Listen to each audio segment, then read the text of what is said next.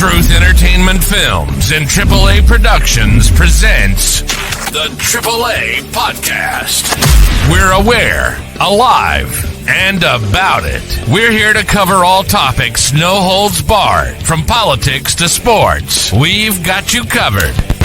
No topic is off limits. No issue is too hot.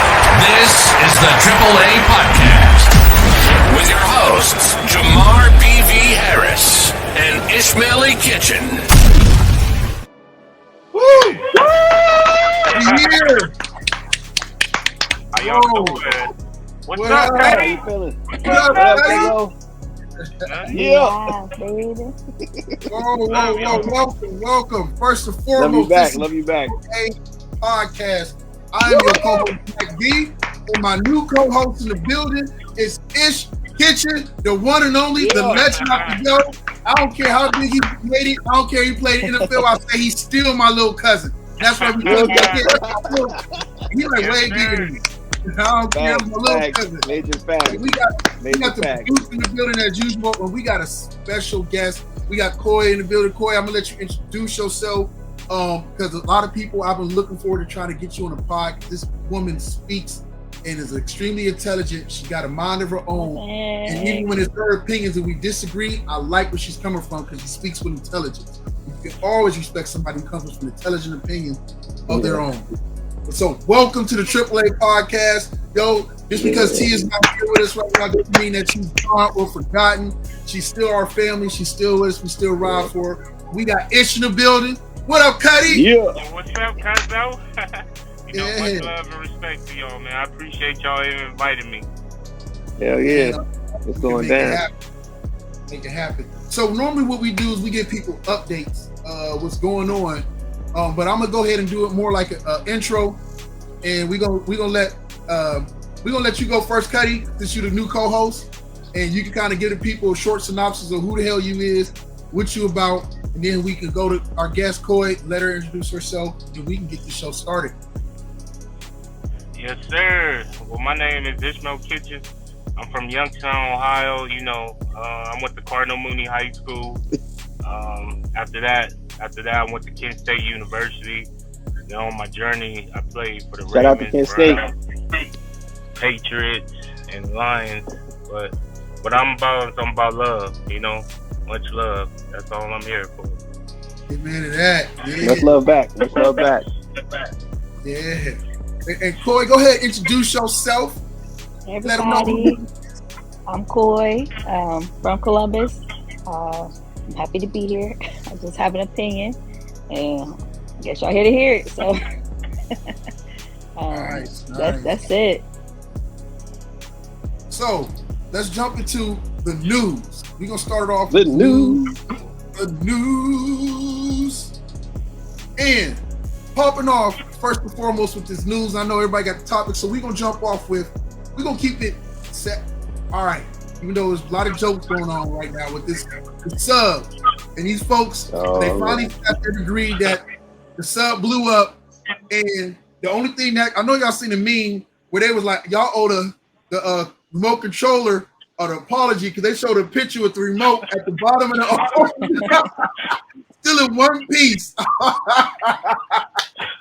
That's that 1990s game controller for you. That's Nintendo. Man. I still got my Nintendo. Look. Oh, wow.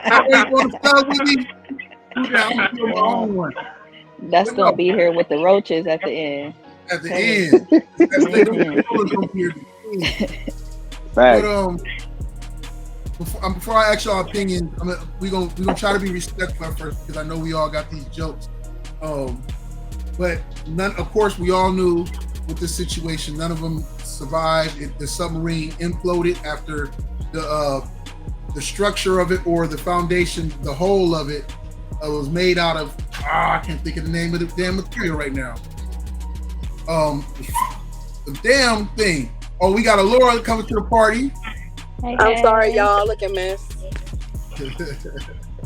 So you ain't missing nothing. If y'all don't know, that's the one and only Allure. Although she tricked me this whole entire time, I'm thinking that's her real name. To my bro was like, "No, Allure dead from the." I'm like, "Oh, ain't this some shit?" Yeah, I think her screen man froze up. Or that. Anyway, while she come back in, the hall was made out of not fiberglass, but a different material, and so it imploded from going down too many trips because it was experimental. So that was that. But I'm gonna ask Cuddy, what's your opinion on it? What's your take on the whole sub thing? It's unfortunately, people lost their lives. So, I don't really be on social media, and what I'm saying, it's just sad. I know a father and son lost his lives. You know what I mean? Like, just because they, paid $250,000, they're still human. You feel me? Yeah. So, but it is what it is. Wow. It is what it is. I wish the family condolence. I ain't going to, really speak on, dead people like that. Fair enough. Boy, what's your take on the whole the situation as far as everything that went down? I mean, I guess I try to see it from everybody's point of view. So I could see like them being adventurous, let's see what's at the bottom of the ocean, I guess. But man, it was a little small thing. Like when I first heard about it, I'm like, I thought they was gonna be in this big old submarine and just viewing things. I'm like, who was like on TV. Yeah. I need to know who was in charge here. These people trusted y'all. They looked so happy before it went down. Oh, I'm about to get my whole 250,000 worth. Yeah. We about to see the Titanic. Once in a lifetime. After 100 years, we done been on some cruises before. We want to see this. Shit, they could have just watched the movie. Shit. Like on the real shit. Like, you know what I'm saying? They could have just watched the movie. That's true. I mean, it is a documentary on like Discovery where they go down there with the people who spoke. I don't even know, because that's crazy to me. Like, yeah, I don't know. A lot of it is crazy. Who was in charge here? Somebody, the person in charge has to explain it to this. I don't think they was in charge of this mission. Mm-hmm. Yeah, I would have passed on that mission. Not at all. They was feeling Elon Musky right there. Laura, what's your take on it? Well, I do think the company should be held accountable because there were so many things that went wrong. I mean, it was said they had like a $20 Logitech controller. I'm wondering if they had a backup one. And just the whole thing with the guy not hiring ex-Marines or white Marines or something like that. I think that he was being very cheap on a lot of things. So if you purchased a Logitech controller, I'm pretty sure you did not get the best captain that you can get, because it's $250,000. Everything should have been state of the art in there. First and foremost. Is it $250,000 each? Because wow, that's not even like minimum. Like, come on. Right. I'm sorry. And then I mean, I think this new mermaid movie inspired them to go swim with the sea and be one with the sea. I ain't supposed to be laughing. Curiosity, man. Hey, you know what? For us black folks, I'm gonna tell you right now. I'd have been on that boat. And he'd like, yo, we'd have been in there waiting to get to our spot, and we'd have been all playing on a computer or something like that. And then we'd have walked out to the sub, and he'd be like, oh man, I forgot the controls. And he'd have ran back in there, came out with that controller. I'm like, nah, my black ass ain't going. Nope. Cuddy, you know niggas don't deal with water.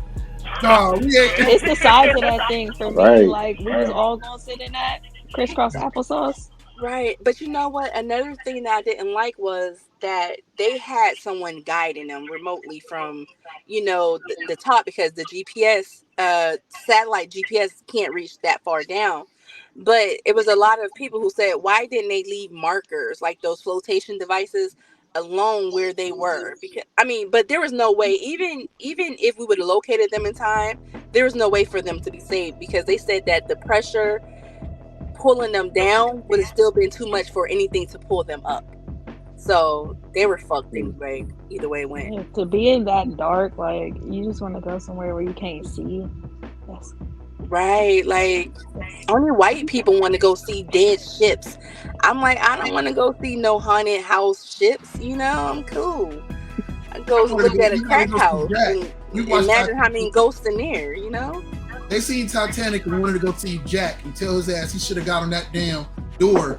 I'm gonna say that part don't even sit right with me either. Like y'all both could have floated. He over there shivering and you watching him shiver. But have you guys heard about the conspiracy theory surrounding this Titanic thing? So I think his name was Wales or something, the guy who owned the Titanic. So he had two ships. He had the one that was called the Olympic, and then he had the Titanic. So I heard that all his competitors were on the Titanic, but they're saying that it wasn't the Titanic that sailed out, it was the Olympic. So they're saying that the Olympic is the one that is sitting at the bottom of the sea, and that this guy knew that shit was going to sink. That's why the owner wasn't on there.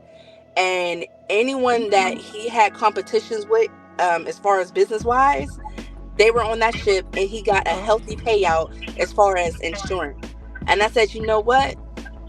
That sounds about white. It really does. And the craziest part is that ship is little. Like, oh, you talk about the Titanic thing. You talk about the actual Titanic. Yeah, it was really actual one. Yeah. Mm-hmm. That's crazy. Little old ship. They was on a boat. Oh, they were both owned by JP. JP isn't JP Morgan? Chase? Yeah, JP Morgan. That's what it was. Yeah. Oh, damn. All right. So we gonna go on. Now I don't know if this is a lighter tip, but we gonna go on. Let's go with the homie. Boosie is free. I'm gonna start Free by Boosie. saying I didn't know he went back. I thought he'd been free. Wow, Boosie. So what had happened was he had been dumbass in San Diego. And so he came out because the state dropped the charge. He didn't beat it. The state just dropped the charge. Little did he know that he coming out the courtroom getting his walk on, and then the feds is right there and snatched him up and arrested him because one of his homies, because he's a convicted felon, so he's not supposed to possess a firearm. One of his homies was sitting there live streaming when Bootsy was somewhere in California or whatever case kicking it, and he had a gun hanging out his back pocket on video. Oh, dang. And so that's why the feds swooped in and picked him up. I mean, Well, I want to clap for as many times as Boosie done got that luck. This man has some luck. I mean, couldn't he have just argued it was a toy gun, or it was a prop? I think John Morant used all them excuses. Right? Not Boosie badass. Yeah, that toy gun thing ain't gonna go. When are these guys going to learn about social media? Like, people don't understand. Social media literally became popular so it can entrap black men. Yet black men participate in social media so vastly, and they don't even understand their own demise. Like, every time a black guy gets caught, it's usually because he's trying to either sell drugs through social media, he flaunting guns he shouldn't be flaunting, or he doing some fuck shit. When black men gonna learn?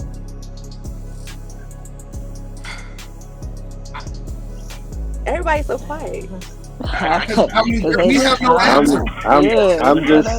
just surprised. I the call black it fried men people and doing Boosie. fried people. I ain't gonna blame it on just black men because I see a lot of fried things that shouldn't be happening.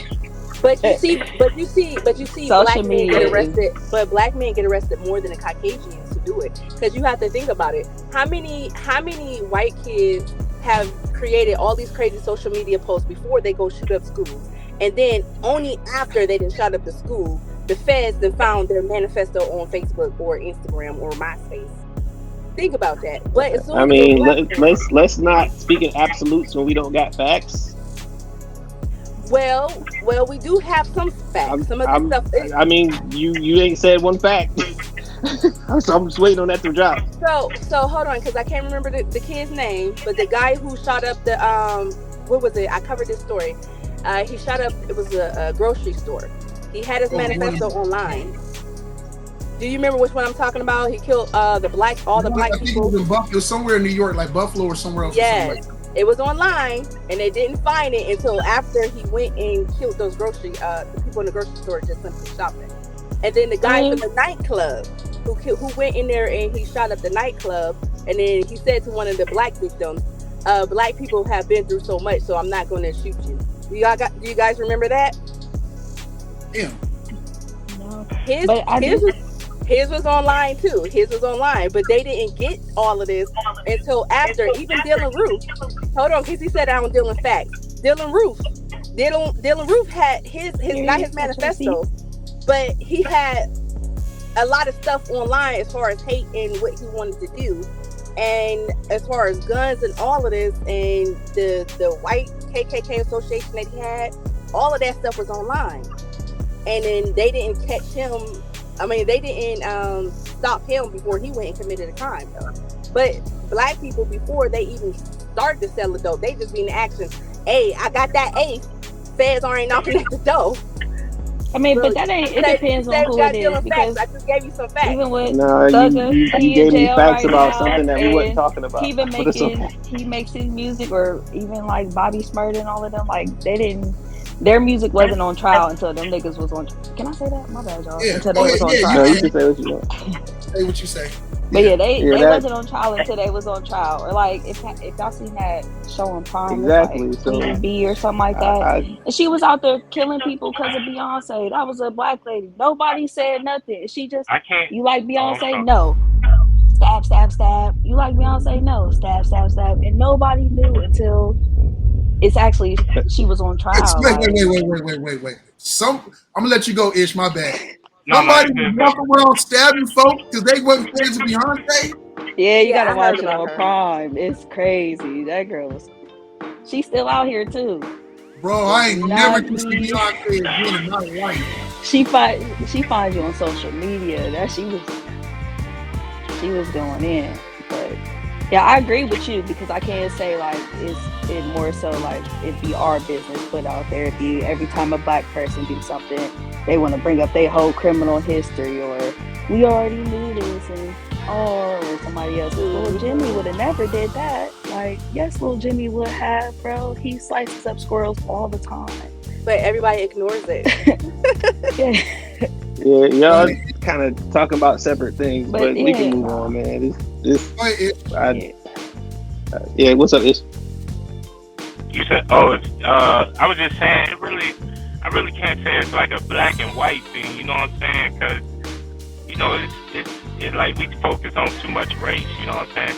I feel like it's more if you focus on the energy of the person, like, you know, because we all energy at the end of the day, you know what I'm saying? Like, far as like, we all animals, and animals don't see color or what type of dog or race, they just see the energy of the person.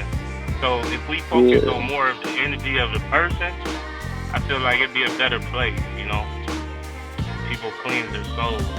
I agree. If we actually focus on energy, I agree. That's 100. So to wrap it up before we jump off this, I know exactly where everybody's coming from. The big takeaway for me, especially would understand the point that Laura was making with there being instances that a lot of times, especially our black celebrities, get an eye on them a lot more than maybe some of these other people. And I won't compare black celebrities and what they go through compared to some of these random out there in the internet sphere kids who put up crazy things out there. I mean, because if the government or the federal government kept tracking down every little thing, they'd be nonstop all day long chasing every threat from everywhere, compared to little Bootsy who's already got a criminal history, who's already been in negative situations, already has a light on himself, already is a convicted felon who gets caught doing something, live streaming, doing something with already millions of views. That kind of, there's a different light shined on him where it's already a bright light towards him and they're already watching him, waiting for him to mess up or to make his mistakes. That's true. I just want to point out, like, what actually just happened in this conversation, and just hopefully y'all catch it. Okay, so we talked about what black men do to get themselves locked up, but then we flipped it to how white people don't get locked up. Like this is that. Just kind of, we need to think about the stuff that we say. And just because you got a point don't mean it makes sense. Actually, So hold on, I'm not done. Thank you. So, and I wasn't talking about you when I said that. I was making a blanket statement, so I hope you didn't take that personally. But anyway, so when we say things, right, I think we need to think them through. Looking at the Boosie situation, he's kind of jailed so many times I can't even count. So them monitoring him is a little different than the average person flashing guns on Instagram or selling drugs and things like that. And I've been in those courtrooms when they pull those TVs out and those monitors and those computers and they pull up your IG and your Facebook and they put that on the screen and we all go, and that's after your preacher and after the deacon that gave his little testimony about how great you are, how good little Johnny is, and how much he comes to Sunday school. So I know the reality of what you're talking about. Now I'm speaking to you. Because again, I've been in those courtrooms with those young black men. So I've seen that. I would say, I hope this encourages young men to whatever you're doing in the streets, keep it off your Instagram, keep it off social media. But regardless of if you put it on social media or not, you're gonna meet the same fate. Oh, and I would like to rebuttal. So if you feel there's a need to tell them to keep it off of social media and Instagram, then that tells you that there is a public prosecution against black people if you do things that is out of the norm for black people. So like the gentleman, I forget his name, but he has a whole Instagram where he teaches his kids about guns, and it's not normal to see a black man flash guns on social media. Now the ATF has been to his house and to his family residence. So his name is Derek something. Derek Grace. I know he's talking about he got like the tattoos and stuff. Yes, Derek Grace. His daughter, they like got the matching dress and stuff. Yes. So he made it normal for black people to be able to go to social media and show off guns and shoot guns, because when Caucasians do it, it's a sport. They're training their children. But when we do it, it seems thuggish. It seems dangerous. And that's the point that I was trying to make is social media is not meant for black people in the same way that it's meant for Caucasians. All I was saying was making a reference to Bruzy is, if you know you packing a gun, don't be on live, don't be on social media, because there's always someone watching. Like you said, there was someone watching. And normal people don't realize that there be people watching them. It be the feds. I know a person right now who had made some blanket threats on social media, and now they about to do some years in prison only because they were hurt because their son lost their life. You know the story, Jamar. Came out of our town. So that's what I'm saying. Social media is not a place for black men. He happens to be black. I can speak on this because I've watched so many black men in my community just do stupid stuff or say something stupid on social media, and next thing you know, they're arrested, like real life arrested. You know, or the young lady who here in Charlotte, North Carolina, she was up here doing, she was committing real life crimes. I ain't gonna try to defend that, but I'm just saying. No, but I got you. I'm done. I guess I feel like maybe they more so maybe from the people who get in trouble's point of view is like, dang, bro, if everybody else could do it, like, I mean, if everybody else jump off a bridge, why would you do it type stuff? But still at the same time, like, it's harmless for anybody else. If I am a human, if we're gonna keep it on human terms, keep it human terms, because y'all doing it. Let's go start. Y'all need to start gathering other names too, I guess. Then I don't know. I don't condone. I'm telling everybody. But, yeah, but start gathering some other names. Like, dang, y'all done caught me. Right. All right, y'all. So we gonna jump into the next thing before we go out of the news. I know everybody's up in the sky and see the Canadian fires. I forgot all about it from a few weeks ago. The next thing you know, you go outside. I'm like, damn, is somebody grilling? Like it was just like smoke. There was somebody's house on fire, and they're like, nah, that's from Canada fires. I'm like, they still going? No, it has doubled. It went from like 200 and something to 400 and something. I was just in Canada last week. I ain't see a match on fire. I ain't see nothing. Wait, what part though? It's like a big old Canada is like I'm at the border. Hey, no, matter of fact, they did pull some. Never mind. I'm not gonna talk about that. But I mean, there's no hazardous fire ahead, detour, no nothing. I mean, people just chilling. They smoking cigarettes. No, it was a regular day. We got smoke and they don't. That's right. That's what I'm saying. Like, they got fans up there doing all this smoke this way. I'm in Toronto flying the drone and everything. Like, you know, it's like Spaceballs. We sipping air. You know what I'm saying? It's crazy. But meanwhile, it's the way that ghost, not the ghost stream, the other stream, the northern one. No, I know what you're talking about. Yeah, it pushes air. Yeah. I was being facetious, but I know. I was just sitting there because you know how somebody go take it and run away like it's a conspiracy. The motherfuckers in Canada trying to kill us. Man, damn Democrats. I was at work. This lady gonna say, "Why is it so glossy outside?" I was like, I'm gonna just let other people answer, girl. Not glossy. Yeah, that's a glossy. But last week in New York, it was worse. You see, the sky was like red and all that. Yeah, that's scary. That's like Armageddon. I would have thought it was the end of times. I ain't gonna lie. I would have started right there. Yeah. I got a few friends who got sick a couple of days ago because of the air. They lost their voice and had to go to the hospital because people not used to that. It's just so I don't know, and plus we don't know what's in the air anyway. So I definitely had to keep my air on. I turned it on high. I had my allergies was messing up. It messed me up a little bit. We was in Orange yesterday, and I came outside and I was out here for a few hours, and I did lose my voice. Now, mind you, it wasn't bad as New York, but I can't figure out why I couldn't breathe. I'm like, what the freak? I'm like, Jesus, not today. And then I get home and I call my husband. And I'm like, I don't know what's wrong with me. And he's like, you didn't know the air quality today was in Orange? I'm like, nah, I didn't check the news. I was trying to go get some Sonic. And then Sonic had me sitting out there for almost 2 hours. Like, yeah, that's all bad. Oh, damn. I ain't gonna do that lady like that. I was the other day. I was like, dang, it's foggy at night. What's going on?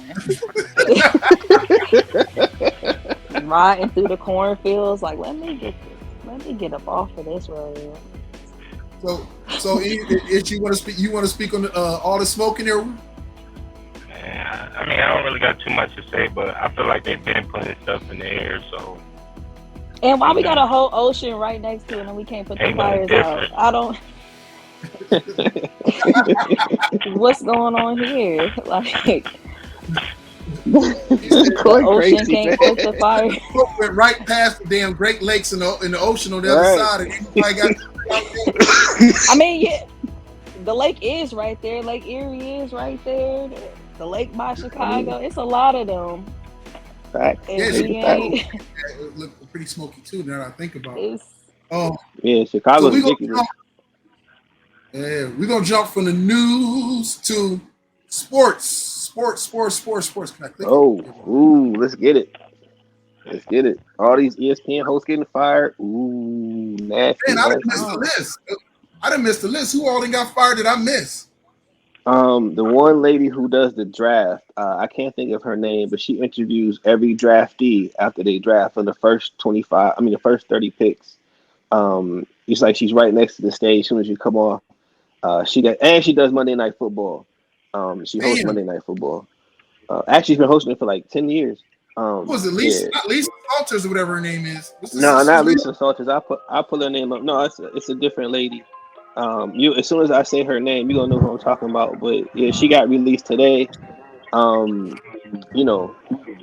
McShay got released today. Of course, Max Kellerman got released. Too. Nah, well, I don't. They could have. I just seen the list on Twitter. Just wrong as the other motherfuckers. Both of their asses be on there wrong. Yeah, I agree. But the draft is not an Listen, bro, they ain't have my Cuddy going. They ain't have my Cuddy going in the first 3 rounds, so they all need to be fired. Her, you see her? You see her? Yeah. Who is she? That's the one sister from ESPN. I can't think of her name. Hold on. Oh, Susie Colbert. Susan Colbert. Yeah. How'd she get a last name like Colbert? Who's she married to? They fired Jeff Van Gundy, Jalen Rose, LaFonso Ellis, Keyshawn Johnson. Damn, I didn't know Keyshawn Johnson was on the list. Damn. Keyshawn got fired too? Yeah. Well, he can afford to get fired. A couple times. Yeah. Dang, I need that type of life.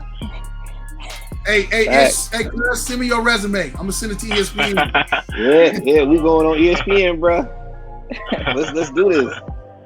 I'm gonna be there like acting like I'm your agent, operating in good faith. I feel it, Cuddy. I feel it. So, wow. So from ESPN firings, we also got going on in what the hell? There we go. Sorry. Listen. James Harden opts into his contract. Then demands to be traded. Who in here, first of all, is sick and tired of sick of James Harden and his old disappearing in the playoffs ass every freaking time and still collecting a big ass bag? I'm tired of it. Every year. The Bulls, right? You say what? He played for the Bulls, right? No, he played for the one Rockets. with Chloe. One of the Rockets, he had the big ass beard. They used to call him the beard. That's fucked up. I thought he wasn't on the Rockets no more. Okay, he's the one who dated Chloe, right? Yeah, he went to the Nets, and then he went to he the one that been hanging out with Lil Baby with the hair. There you go. That's why he's out of shape. Oh, okay. Yeah, that He was looked like Grady from Sanford and Son. He looked like your old uncle who's not supposed to be kicking it with y'all, but he there anyways. He kicking. Well, he there anyway. He there. Facts, major facts. He cool as fuck. He buying the shots and everything. Hey nephew, I got you. I think that, and I had a vision about this, and I could be wrong, but if I'm right, somebody gonna owe me some money. I don't know how, but I just feel like he's gonna end up in Miami.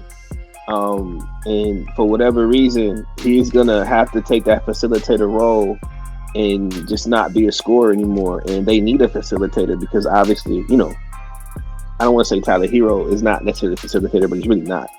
And Jimmy Butler's not either. Kyle Lowry is past his prime. We all know this. He's good for coming off the bench and giving the energy, but I just believe he'll do good in a situation like Miami. I know folks got him going to the Clippers or maybe swapping him out with Paul George, which I don't think is a good idea, but Yeah, the Clippers said they're not gonna do that. I mean, it's not a smart idea. I'm not a really big sports fan, but I do know that once basketball players get to a certain age in their life, they always send them to Miami to kind of help get them together. Organize the team. D Wade out there giving niggas speeches like, "Hey, bro, I done told every nigga that's been in your shoes this story." D Wade is giving niggas speeches right now. Damn, she said Miami is a retirement home for everybody of every. I mean, it seemed like that though. I mean, the list James does Harden go gonna on. have fun in Miami. I can see him having fun. Oh yeah, that might not be a good idea for him to be on. But Pat Riley can kind of He about to be lit down there. The beard. The NFL's almost back, so all them Brown fans, all them Bengal fans, all you Steeler fans who I don't like, all you Eagle fans who I fuck with. You a Steeler fan? Of course.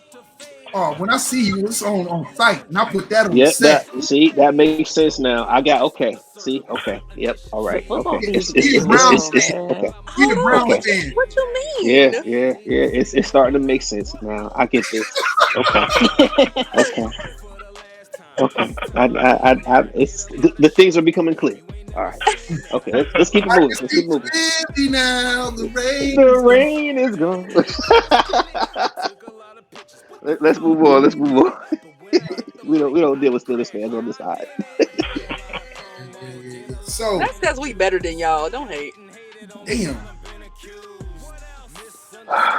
Written all over your face. I'm gonna let it go. I'm gonna let it go. We can move on. Yo, before we jump he off, must be a Dallas fan. You got something you wanted to add it any input onto the sports before we jump to the main topic? Name card. Ish. Oh, you said what? Did you got anything Nah. you wanted to add on to the sports or speak on sports before we jump to the main topic? Nah, not for real. Just hope he keep getting his paper. You feel me? Yeah. I mean, he about to. He is definitely about Yeah. to. That's Somebody what's gonna up, pay him. though. Yeah. That's what's Hey, up. I ain't mad Like, at I him. really don't watch basketball like that. I'm not really into, basketball. Okay. All right. So we're gonna jump into, if we might, we're gonna jump into the main topic. Affirmative action. Oh man. Taken away from us, out of our school system. Oh, the treachery. Oh my gosh, this is the end of the world. Niggas can't get an education no more at these good schools. It's done. Or is But it? I mean, from the article I read, when was they not following those rules?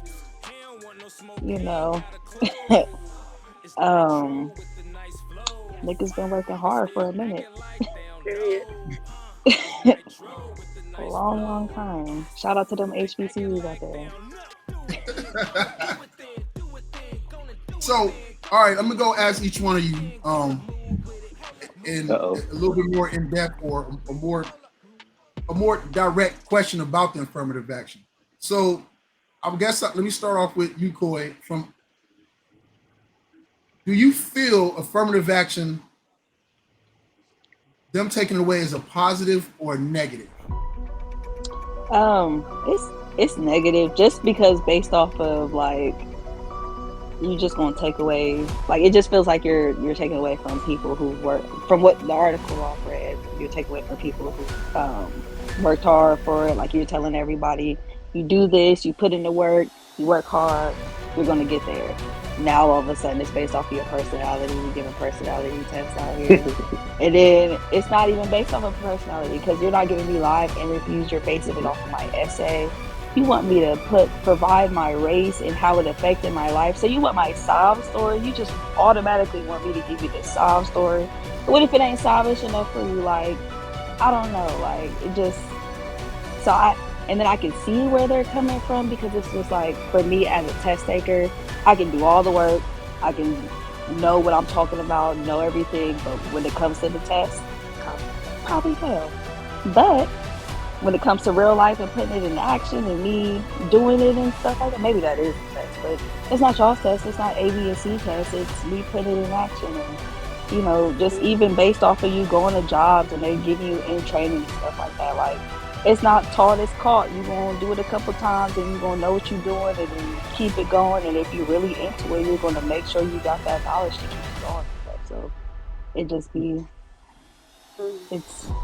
it could be good, but I don't think the intentions backed up behind it is, I guess. I agree. Cuddy, you want to speak on it? I don't got nothing too much to say about that, Cuddy.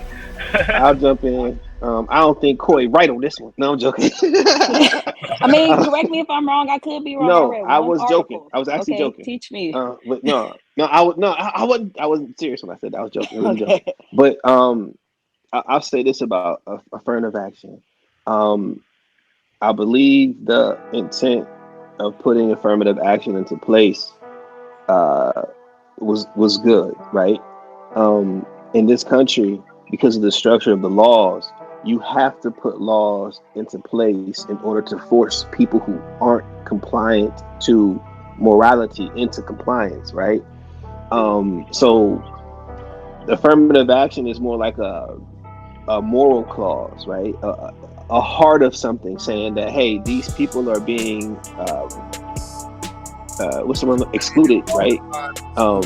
So we need to put this law into place because you're not. And anytime you remove that from a group of people, you make things bad as a whole. But I will say this, and this might get me in trouble. I will say this. Before affirmative action, you had HBCUs who were thriving. You had HBCUs who were getting the most funds from around this country, from other successful Black people and other successful white people who were funding HBCUs. The attendance was high because we were not given the advantages of going to the other schools. And of course, when affirmative action came, HBCUs began to struggle and could not pay those bills. And most of them were actually on the verge of folding up until Obama came through with those loans that they hit them with in 2008, where they were able to replenish those campuses. So now that you crisscross the country, you see these HBCUs with bowling alleys in the community centers, in the student centers. They got movies theaters now. I mean, they have been able to come up and become better, but the attendance rate is still struggling. So now all of a sudden, in the next 5 to 10 years, watch you see that rate start to increase and start to rise, and see some of those millionaires now start coming out of HBCUs instead of these state schools, private schools, Ivy League schools that were forced to accept it. Well, damn. I agree with that. Yeah. I definitely agree with that. I was about to just come to you, Laura. But I got a different question for you. I got a different question for you about it. Okay.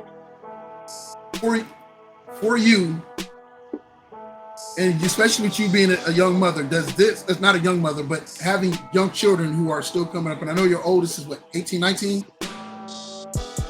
23. 23, okay. And you having young children under that, is there a fear to you of hearing this news, or were you like not really worried about it? How did this affect your thought process of hearing about that? Well, I wasn't really worried about it because I'm sorry. I wasn't really worried about it because, to be honest, I didn't have any goals for my children to go to HBCUs. Just because, and I'm not I don't know a lot about this, but just because a lot of the experience that I've had and like the people that I know, because my girlfriend, she's a professor at an HBCU, she said not a lot of the people who go there graduate. You know, they go there. No. Wait, I'm sorry to interrupt you. Not over the HBCU thing, with them taking period out of all colleges. The affirmative action thing, yeah. No, that's new to me. Yeah, they took the affirmative action out of, they based for colleges, they taken away. So now colleges, quote unquote, don't have to reach a quota for their attendance. So before, like if you were Black and you applied to Harvard, and you were more likely to get accepted because they had to try to meet their quota of numbers of minorities. Their quotas, yeah. And so that's not. That's across the board. And so what happened is a group of Asian children felt that Harvard and some of these other, I can't think of the word for it, but these other top tier schools, Ivy League schools. What say POC? What's Ivy person yeah. or something? Yeah, all those schools were turning them down because once these schools met their quota of Asians or whatever case, they were like, okay, that's it, because we have to fill these other quotas, we have to get these other numbers in. And so these kids were getting passed up, or even if they had the merit to be there. Oh no, that's not. They were getting passed up, and these schools were hiding behind affirmative action as the reason to why they had to go about this things in a certain way. Oh yeah. Okay, so I had it backwards. My bad. I'm sorry. I had it backwards. No, that's not. No, I'm disappointed in that. I'm thinking something totally else. I'm sorry, y'all. I'm distracted. No, that's not good. I mean, I did read an article where the agents were saying that. But this is my thing. You guys can get into a lot of colleges, and I just feel like the people who really need to get into these schools are going to still be left behind in the cracks. Because, like I said, like a lot of people aren't big on sending their Black kids to HBCUs because from what I hear, they play a lot there, and some of them aren't given the best education that they could give, or the school is too caught up on appearances. So there's a lot of things that I hear about that. So I think that it's good for, everyone of every race to have options of regular college, not just HBCU or not just the Ivy League. So that means that's going to affect universities around the world, right? Or in the U.S., basically U.S. Yeah. So basically, that's why I'm saying to you, like, for as a mom, say your kids say you got, but you have smart kids. But one of your kids wants to go to Princeton or Harvard, right? And they will put in, and because of affirmative action, it helped increase their chances and helped it more because of the fact that you know that they had the merits, but you was always afraid that because of their race, they may not get that opportunity. So affirmative action kind of would help being pushed. But and this is just me kind of break down the situation, not my opinion. Because my opinion is really probably get us in trouble. Yeah, so I mean, I guess it's so I can view it from two ways. I think it's good, and then I think it's bad, because I think that Black kids now are very educated. So I believe that without having to stand on affirmative action, I believe that a lot of them will be able to get into these schools. Because have you Black kids of this generation will definitely have a chance, and any college that's smart, they're going to take them. But I think that's going to be hard because Asians have this reputation of being super, super smart. But then let me say, Americans, Asians, a lot of them aren't as smart. Can I chime in? I agree with that. I mean, I think that's where I got that. I'm being real. No, I agree. I said I agree. But I was just saying because I felt like I was wrong in what I was saying. But now I get it.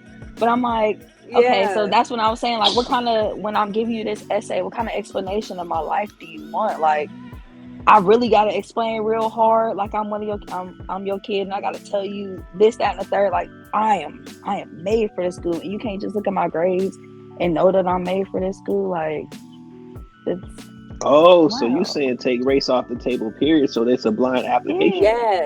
Yeah, like why does that have to even be a subject? Why is that even a figure? Like, you don't even know me. And then the article I was reading is they're going to consider my name is on the application, so you're going to consider my name. My real name is Sequoia. Why would y'all consider my college application off of my name? I love it personally, but it's not even spelled like you ain't getting admitted. Like, somebody else's opinion could be like, oh, her mom is disrespectful. Why she ain't too many syllables? The real name? Oh no, actually, Sequoia. That sounds not to be thing or just not to be disrespectful. That almost sounds more native. It does, but it's not. It's not even spelled the same. Like the tree is spelled way longer than my name. So like, just you even being based off of that, like who's? Yeah, I'm gonna say who's reading this. Like who's reading this? Like I'm telling you now, I'm gonna see that Sequoia name, and I'm gonna say no. But I think her mama named her after her SUV. I want to go to Harvard. But I think Morgan got a regular name. She not getting in there either. They gonna like, what do this say? Yeah, I would admit Morgan into my college. I would. I would be skeptical about how it's spelled, but then I'd be like, okay, yeah, that's okay. You guys don't think, Ishmaeli, nope. Jamar, nope. And then like what you say, Laura? Nowadays, they name. I said you guys don't think we live in a time where names are, it doesn't matter anymore. Because I mean, look at this: Kim Kardashian's daughter, Northwest, Saint Row. Like we got all these unique legends and legacies and Rogue and those names matter. I've been in rooms. I've been in rooms with executives, white, black, or whatever, and it's always the name is the first thing you notice on an application, and in your head you just automatically over the age of 60 though. Them is no. To be honest, okay. To be honest, like we do it to our own people. Yeah, I ain't gonna lie, I do. Like, why would you name your baby that? What that nigga name is? If she don't get it right, I'd be like, with her ghetto ass. And then there's people who ask me all the time before I even like started going by my name, like out to everybody. People would just be like, "Oh, what's your name?" I tell them, and they're like, "Oh, you got a nickname?" Like, no, I told you what my name was. Like, there's no going around it. I work at a call center. They will literally, I swear, you know what I'm saying, because it's lots of people who be like, "Oh, it's so cute, it's all exotic, like the tree, all that." It's people who will like literally go out their way to say like, "Oh, your name Gloria, Sabrina, Sabria." Like, you can't believe my name Sequoia. It don't sound right to you. Like, come on, bro. You just said everything else, and I'm like, "Yep." Because at first I would go back and forth, like we're going back and forth trying to say my name right. You know what, lady? You want me to be Gloria so bad? I'll be Gloria for this phone call. I think your name's beautiful though. Thank Yeah, you. that's Thank dope. But you So, still ain't I'm getting to gonna college. Still ain't Nah, not at I'm all. gonna The give my HB. That's why I say shout out to them HBCUs. You HBCUs. can't. Oh, That's you where. getting in there? You getting in the Yeah, shout Harvard out to now? them HBCUs. I'm So gonna get in the we gonna get house. to that? Are we gonna get Yeah, into segregation talk or no?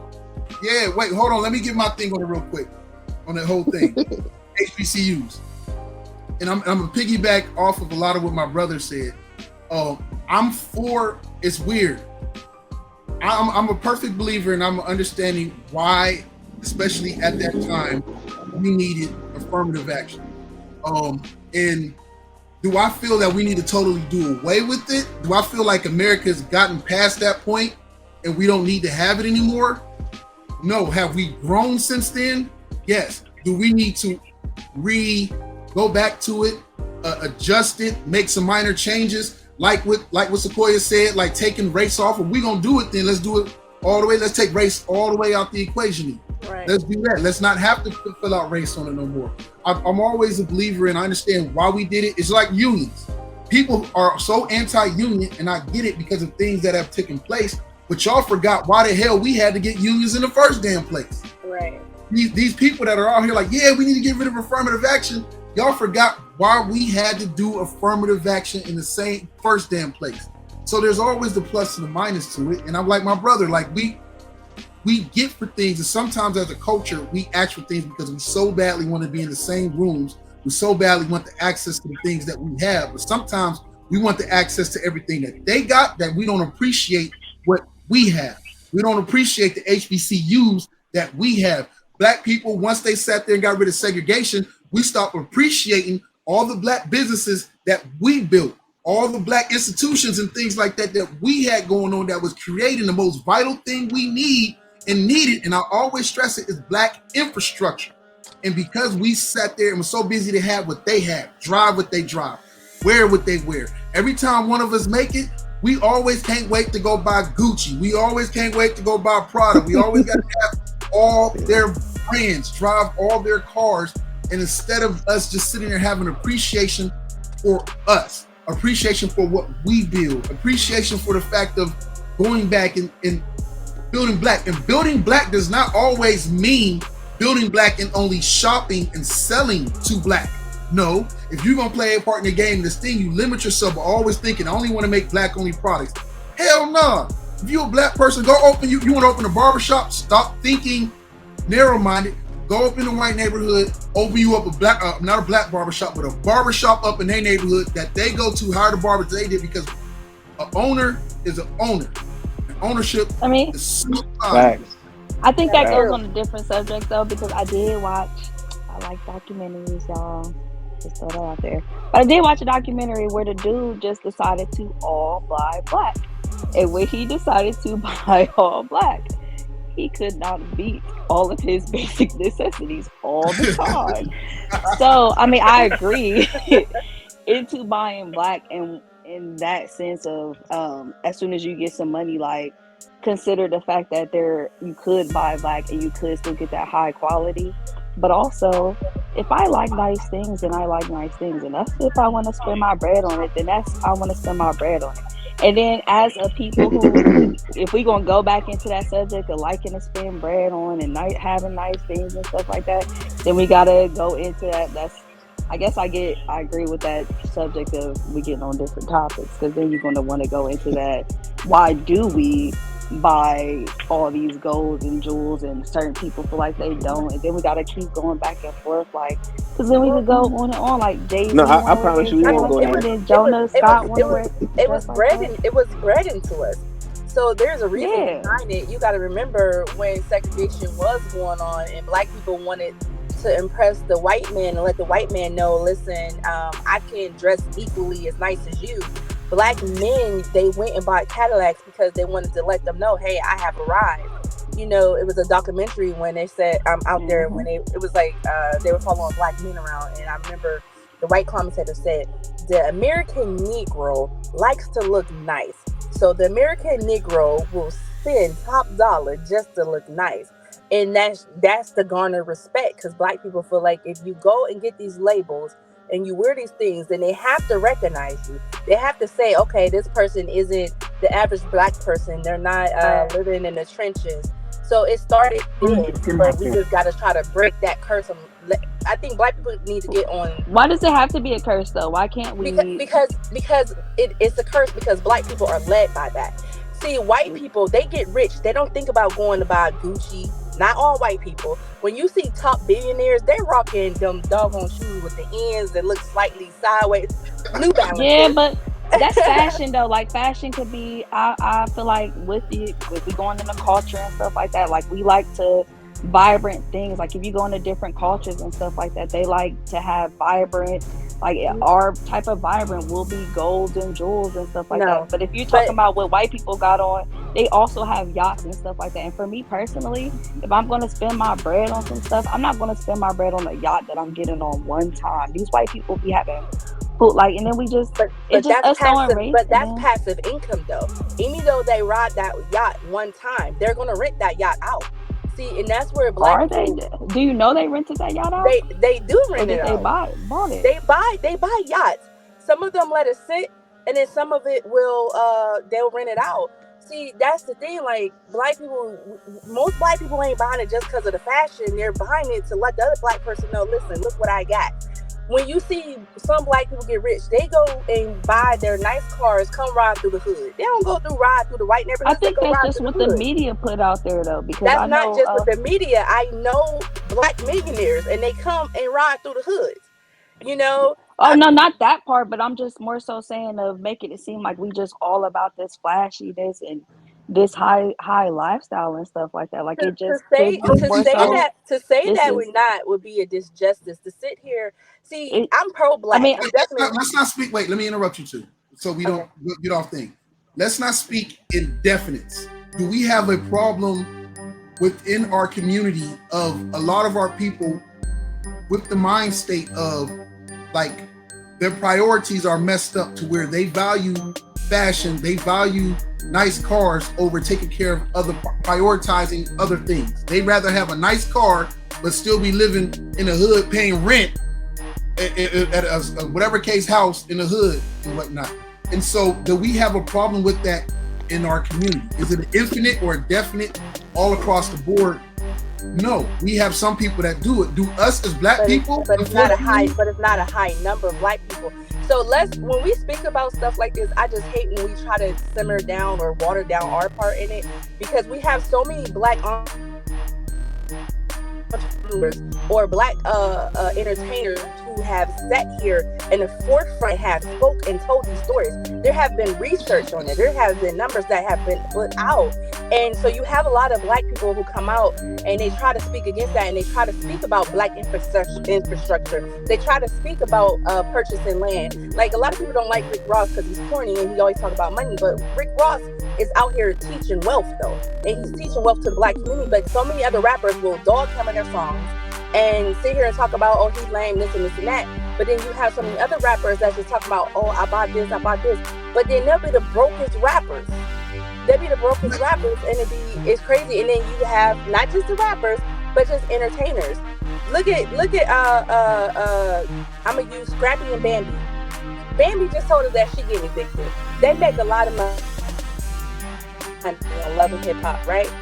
Why do you rent? And then look at the brands that they wear. Look at the cars that they drive. And now she has to find her somewhere to live. But all of it is rented though. Like at the end of the day, all of it is rented. So that's the answer to the question too. Like, do we know? In my opinion, TV shows don't even make a lot of money. I don't know if some reality stars are doing it. All of them have bad lace fronts when they start. All right, okay. So what you saying, bro? I just want to jump up to what Morgan was saying. And this goes back to what you were saying. It's a black community in this country, and of course, Dr. Boyce Watkins talked about this the most. Where our economic value totals, I think, around $7 billion a year that we spend. So we're spending the wealth of pretty much a small country, right? And we're talking about just the black people in America, which is becoming one of the smallest minorities. What was that? we're spending like a small country, but our numbers are steady strengthening, but our spending is still upkeeping. Right. So what happens normally with situations like affirmative action is that black people are now forced to spend with black people. And what that's going to do is that's going to strengthen the black community and the black spending overall, because that dollar will cycle through our community more often than it will not. So it's just going to change the perspective of the way money is spent and the way wealth is distributed in America if it stays the way it is. And that does strengthen the black community as a whole, because segregation does that for us. It's a book called Disintegration, if you guys ever want to check it out, by Eugene Robinson. And he talks about the period of time in which the blacks held the most wealth. And we're taught that we were always poor, but whatever. It's during the time of segregation.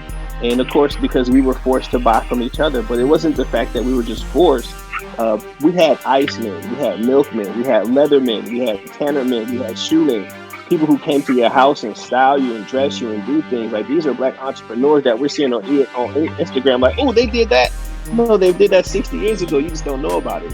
And these men and women and families were becoming wealthy, and these communities were becoming wealthy, and that's how we were able to create a Black Wall Street. And that's how we were able to create so much wealth in the South that when segregation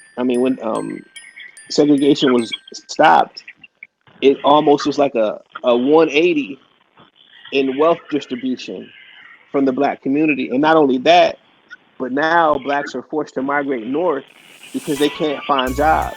They're not getting the money that they were getting. They're not getting hired in these white firms like they could have been. They're out in the cotton fields, and these fields are drying up. And you can't. So it's a big cycle. But the thing about black people is that money cycles within our community. It builds the community. And I just wanted to get back to that point. And I hope we don't miss nail that. techs. Our nail techs. Back when I was being a teenager and stuff, we was always going to the shop, to the Asian shop. All my nail techs was black. My sister is nail tech. We all out here. So like at a certain point in time, you get tired of going to people who, or even the actresses and stuff like that. They now stand for, like, you see a lot of them being like, when I go and act and stuff like that, I have to bring my own wig. I have to bring my own MUA. I have to do my own this, that, and the third. So it makes a lot of more of us be like, now we have to be MUAs. Now we have to be hairdressers. Not saying we wasn't hairdressers before, but like hairdressers in Hollywood and stuff like that. Like, that wasn't the goal. We was just, I'm gonna open my own shop and this, that, and the third. Now I'm gonna do every celebrity's hair. I guess that may be an example of it. But I think to what he was saying, so how do we get that back into our community? How do we get a cycle back with each other and putting money back into our community? Because right now, somebody we're... Hold on, Laura, hang on. Somebody echoing bad. Jamar, you'll hear that? Yeah, I heard the echo. Laura, speak again. Is it me? I think it's you. Is you on your radio? No, hold on. Turn down your volume. Turn down your volume. Can you hear it still? No, it's just radio, I think. Okay. All right, go ahead, Laura. Sorry, I can't hear you. Go ahead, Laura. You good? She freeze? Laura. Yeah, she froze. Laura. She froze. There she go. Okay, there she go. I'm sorry. Well, I'm sorry. What is your name? Because I don't even know your name. Oh, Jeremiah. Me? Jeremiah. Okay.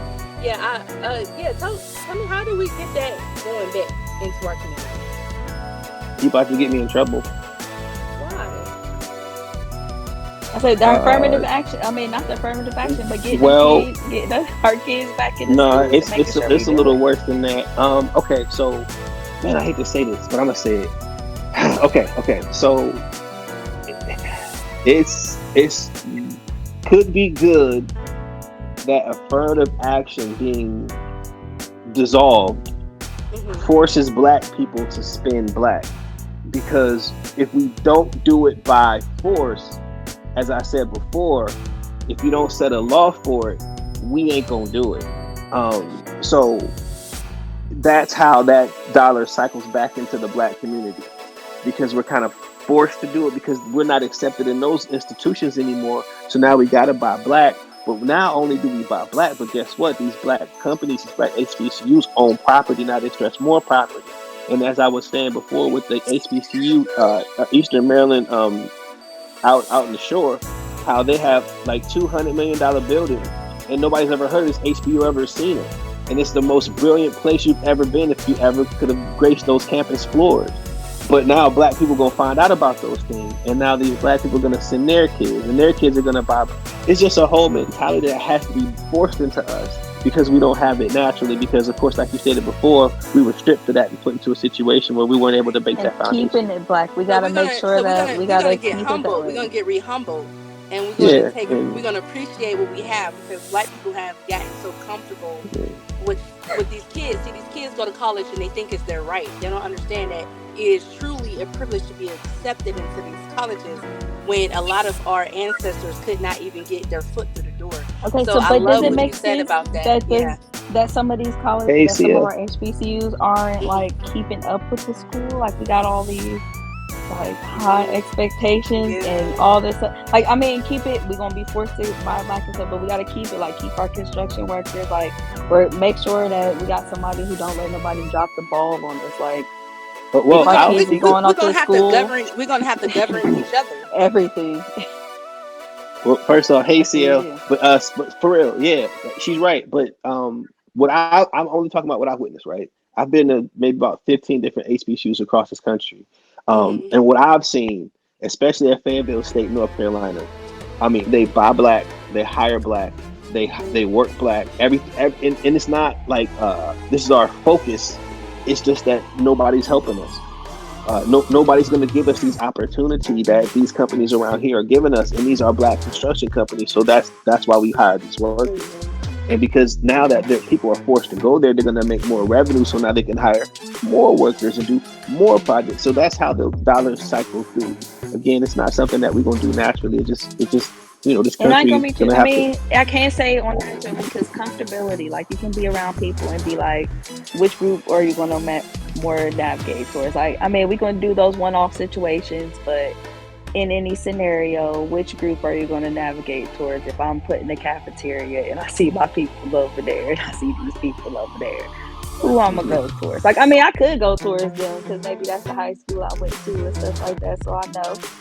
But me personally, I'm going to go over here and see what y'all talk about first and see if y'all the type of niggas I want to be around. So piggybacking off of what you got, what my brother said, what you guys were talking, what we're at, is the best example I can get is that you can shop at the places you want to shop, but we have to also still keep in mind, and a lot of other cultures do it. We'll see Asians who have been born over here, raised over here, and everything else still only drive Toyotas and Hondas.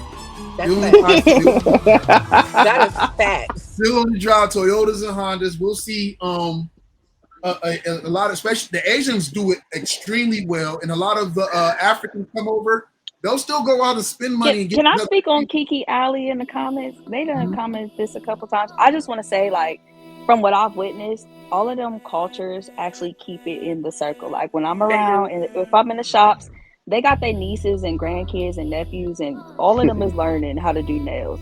If I'm with the Jamaicans, everybody is learning how to cook food. If I'm with the Africans, everybody knows how to do whatever that African household is. If they all doctors, everybody doctors. If they all, so I'm sorry, but that you're right. Because to them, the American dream is still the American dream. To come over here and establish something for your family, to build something of your own. A lot of them want to go into businesses. Okay, you're in Columbus. The perfect example is this. I remember when the Somalians came in, and they were just like in a long little section or whatever case, and they was over here, and they was just driving the taxi cabs and everything else, and they went from working at the taxi cab spots. Now they own them. They went from just working in whatever case at these clubs. Now half the damn the nightclubs in Columbus, everybody thinking it's a black person owned it because all the black people go to it, and it's a black person, but it's Somalians that are owning it, and the Nigerians that are owning it. All the corner stores, it's that because they came over here and realized the same thing that these other races have. Like, yo, you can, if you got what these African Americans want, they're going to always just go to you, and they're not even, Who look at these people, even the people that come from the Middle East that open up these corner stores. They're not sitting there saying, yo, I gotta make money only off of Middle Easterners. Hell no. They're like, Shout out to nail techs. Our nail techs are coming back. I'm gonna keep going back into it because yes, our nail techs are back. You can buy black, you can spend and support black. That doesn't mean you only have to focus your target group to build your wealth off of only on black people. And that's what a lot of people get in their mind state, like, yo, I only got to sell to black people. I only got to hire the black people. If you own a black company, hire the best workers. If you want to still make sure brothers get their job and everything, cool. And sisters get their job, cool. But hire the best people to build your business and then take your money from your business because it's doing great and exceeding at what it's doing and put that money back into the community. Right. This could go back to what she said, because don't go buy goofy stuff no more either. Like, but hold up, wait, one question. We're buying the goofy shit. I got a question. Let's keep it right. Yo, Ish, when you was in the league, Ish, like, did you see players just buying Gucci, buying Fendi, buying Prada, just blowing money? Like, I mean, you was there. Did you see that? I mean, that's what you. I mean, yeah, you see that all the time. You know, you get a little money, you wanna, be flashy. You know, that's what we taught. Like, that's just our mentality, like y'all was saying. But do they also be like, let me go out and buy this land? Do you see a lot of them being I mean, I'm gonna do that? A lot of players do that too, though. A lot of players, I can't say, like.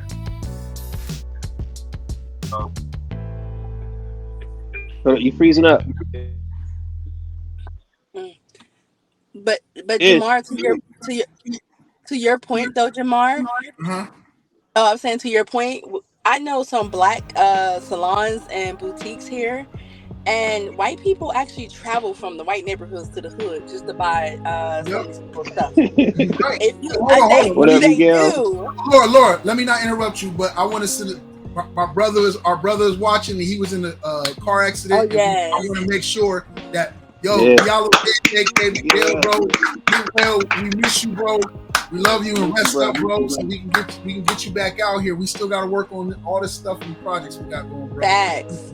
Sorry about that, Laura. I just didn't want to. Oh no, definitely. I didn't see him pop in, but you already know we got to shout out our brother Miguel. Love you, boy. Rest up, brother. Or Mr. Bendova. Mr. Bendova. But go ahead with your point, Laura. I was just saying that if you being a black business, if you have a product that is good, people are going to come from whatever to buy.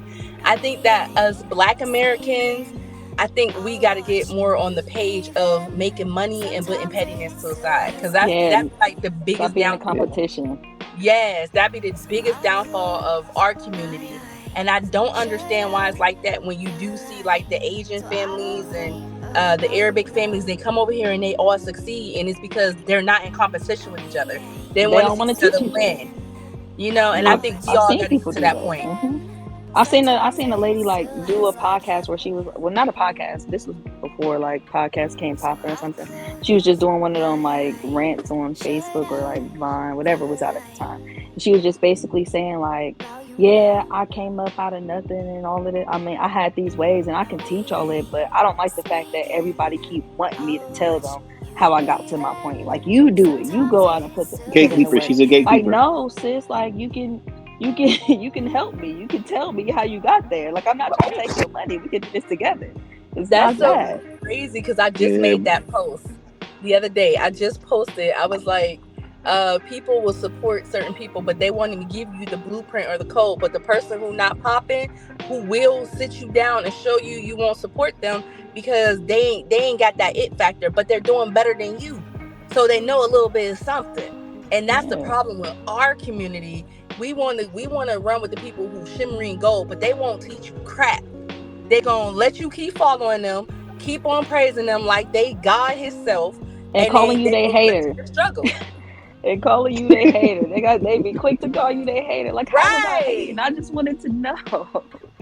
Like, I know someone right now that people are following and acting like this person, like he is God's gift to earth. And I'm like, little do y'all know, nothing that he has was he went out and got. He literally it was passed down to him, but he won't give you guys that information. So now y'all paying, they're paying to go see him about some stuff that was just given to him. And I'm just like, yeah, but I can't, because if I speak on it, I'm a hater. But I see them support them. Then I see another person who really went out here, got it, hustling, the guy came from prison. The guy came from prison, got some tax money, flipped his tax money, saved it, flipped it again, and bought his first investment property. Made Oh money wow. off of that. Flipped that one, got another one. Dude own all type of properties. He got, I would say his name is Neighborhood Cow. Neighborhood Cow, I'm gonna put him out there. Neighborhood Cow got properties. He got he does what else? Like car rentals, all type of stuff. But he doesn't get a lot of support because people look at him like, oh, he's not popping. He not this. I want to know what he knows. He got a lot of details into it. Like that Right. journey Hey Kiki, makes a how you lot. doing? It makes a difference. Yeah. No, good point though. Good point. Hey Kiki, I didn't want to ignore you there. I saw you jump in. Yeah. Kiki, I know you've been waiting to add. You've been in the comments. I know you're ready to let us Talk to me. Talk to Oh me. yeah, she was like, "Oh yeah, you commented back. I seen her a couple times. That's you." I'm gonna continue. I'll jump in when it's time. Oh, okay. So I mean, basically, let me ask Ish something real quick, bro. For you, when you first made it, and I've heard of it, but you've experienced it. Did they give you were there classes or warnings, especially maybe even or other players that pulled you to the side was like, bro, you about to come into this money, or like the do's and the don'ts, or point you in the right direction of what you're supposed to do with getting, like coming into now all of a sudden this large sums of money coming to you? What? Hey, what was the question again? When you first came in, was there a program that the league had, or were there like other people, players or whatever, who would come and like tell you? Yeah, they have, they got the program and about saving your money and stuff like that. They warn you because they did a study. After league 5 years, players go broke. So they try to prevent that. So like when I was coming in, they had more stuff for that. Yeah, they do, but it's hard though. You know what I'm saying? It's hard because you gotta think you're young. You know what I'm saying? You're like 21 with a lot of money. You know what I'm saying? You ain't gonna think like that. You feel me? Yeah. So it's different. Do you have any? Like we all was 21 before, huh? No, go ahead. I'm sorry. I'll let you finish. I was going to ask you a question. Oh no. We was all 21 before. You just think. Do you got for you being in that position and probably seeing it? Can you hear me? No. His connection sucks though. We gotta get his connection better, man. Yeah, we will. We gonna get Cuddy a hot spot. Yo, Kiki. Yeah. What you splurged on with your first big truck? I mean, your big check after you ran across the country like 1,000,000 times. My first big check? Yeah. A check or a lump sum of money? Lump sum of money, whatever was bigger. Okay, so a lump sum of money gonna be way bigger. I would definitely get into real estate. Oh, what did you splurge on? The first time you came in, a decent amount of money for you at that time. Oh, when I was younger? Yeah. Oh shit, travel. I went all over. I spent all my money on traveling. That is not bad. I would never take it back, but I wish that for all that traveling and how much it costs, I wish I had that in my bank to, you know what I'm saying, to accumulate. You know what I mean? But I don't take it back. But that's what I wanted to touch on when we were talking about. I wanted to talk on that poverty mindset in our Black community. We have a poverty mindset. Like, we're not taught to go out. Okay, if I go be a lawyer, I'm not taught to go and buy that building and get my own law firm. I'm taught to go work for a law firm. Okay, so it's like a whole bunch of stuff when it comes to our Black community, when it comes to our dollars and everything. And I did want to say this too. and I like what Alora said, because we do play a big role in it. You know what I'm saying? But then there's the system that have us like that. But we have to get woke, and we have to learn how not to spend our dollars and make everybody rich and get ourselves rich. But there is a stipulation about that, because as soon as we start making ourselves rich, just like Black Wall Street, they came and blew that up. They don't want the black man to have anything. And let me say, what else did I want to say? I'm trying to get everything from the beginning. And the other thing I wanted to say was, it's going to take for black people to really, really rise up mentally and physically, because motherfuckers are taking our lives. We'd rather take each other's lives than take their lives back. Okay, all right, now let's talk about all the other stuff. Okay. I was waiting. I was behind the thing like I got to say all this. All this from affirmative action getting denied. Wow. Yeah, you better take a revolution. People got. And I did agree with us staying together. Like, the worst thing was trying to be like the white man, and that was trying to have fair rights and everything, because you ain't have to go sit on the front of the bus at a bus because you sat on the front of ours. You know what I'm saying? We had our own buses, we had everything. But as soon as y'all wanted to get unsegregated, that's when all the problems happened. You know what I'm saying? And then that's when the white man said, hey, well, like she said, they like to look good. So let's sell them the Cadillacs. Let's sell them this. But you know what I'm saying? It's all a mind frame, because the white man wants y'all to feel like they're powerful than you. So the black man has to mimic instead of make a way for himself. You feel what I'm saying? Okay. I'm gonna pivot just a little bit, and I'm gonna blame women for that.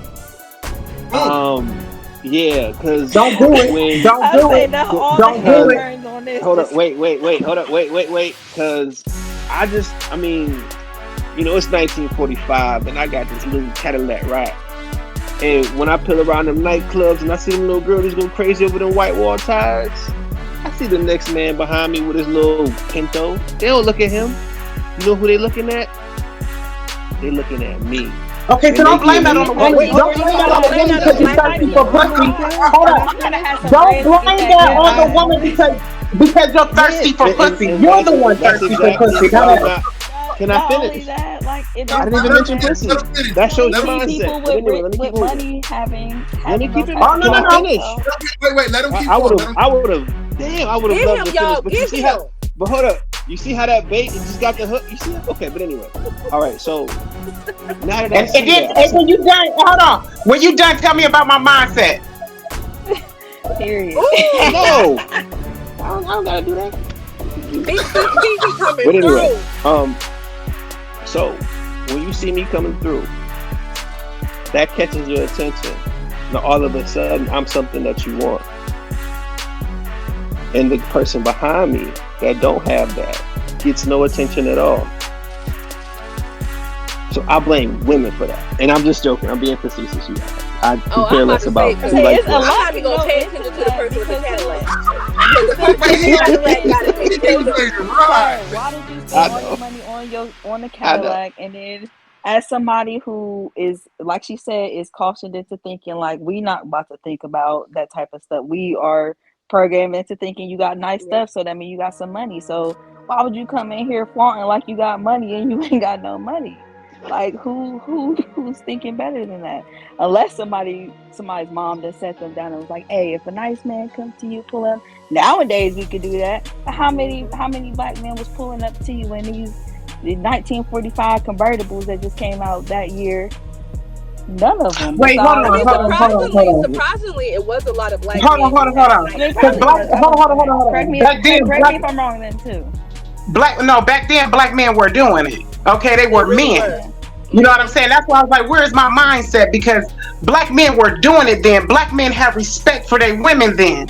Period. Don't ever blame it on the black woman because the black hold woman. on, time But and out. the Hold on. black That's men a Because the weren't lie. black here for woman, hold on. restitution. Because the They black were here woman, for the the respect reason of the why white she is man. the It way was to she show is them what today is they because can she do. had to watch her man get raped. She had to watch her kids get raped. She had to See, watch her family get put away. see, So don't ever be mad at blame a woman for being independent, especially a black woman. We have to be because see, our men aren't men anymore. I know you see them parading around in them skirts and shit.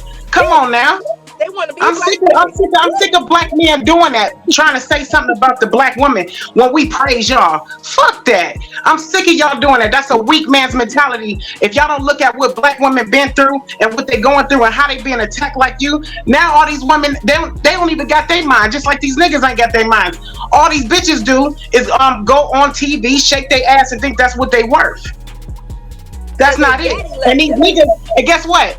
These niggas is doing the same thing as bitches doing, clapping their ass too. We a But their lost daddy race. left them. We are a lost race. So we have Let's to back quit up. blame. Look, hold on. Let me say In this. I say all this to say 1945, this. We have no, to you quit already. blaming each other.